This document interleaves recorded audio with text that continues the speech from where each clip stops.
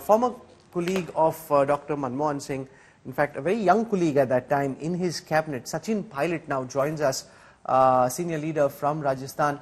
Sachinji, at a time when India mourns the passing of Dr. Manmohan Singh, and you joined his cabinet at a very young age, you know, what were your memories of the man who was your first Prime Minister in government? Well, first of all, I'd like to give my condolences to Dr. Singh's family. I think in his passing, we've lost a man who basically made India what it is today. I've worked with him in his cabinet, and I can tell you that he was the most gentle, kind soul one could ever imagine having as a boss. And more than a politician as a prime minister, I think his simplicity and humility earned him many admirers across the political aisle. So him as Prime Minister, as RBI Governor, as Finance Minister, his contributions will be remembered for decades to come. You worked with him as a junior colleague, Sachin. What did you learn from him? Tell us something about, some aspects of Dr. Manmohan Singh's working style which you observed at close quarters, which people watching at this time may not know about. He would always encourage discussion in the cabinet around, and I was looking after ministries of telecom and corporate affairs, but if I had to say something about agriculture or farmers' issues, he'd encourage us to talk, or encourage me to talk. And that sort of involvement of colleagues, much junior to him, was very encouraging for me, 15, 20 years ago. And he was a man who understood that he has to take everyone along, parties, across parties, allies.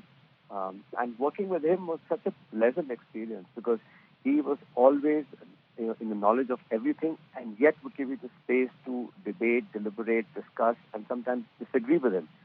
And that's the hallmark of a leader who allows that sort of discussion to take place.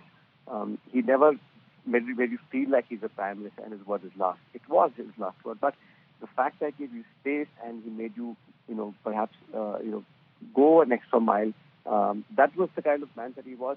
And as a congressman, he was devoted to the party, but he had colleagues, admirers, and friends across the political aisle.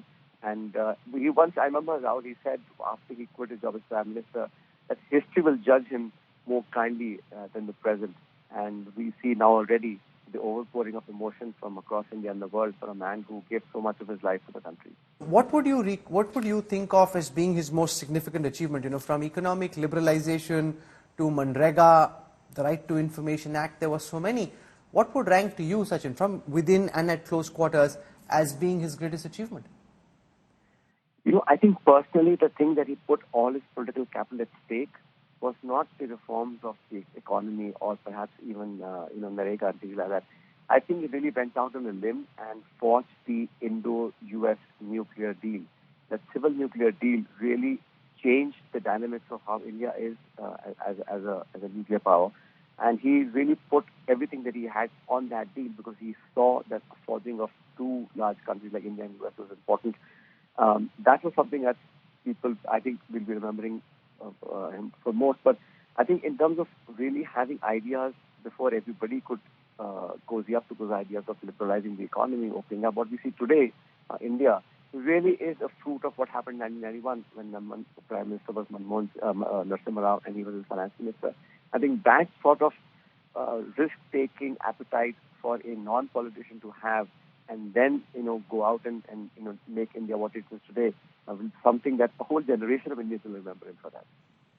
Sachin Pilot, for joining us and sharing your thoughts about Dr. Manmohan Singh, unarguably a highly underrated Prime Minister, somebody who guided India through some of its most crucial years.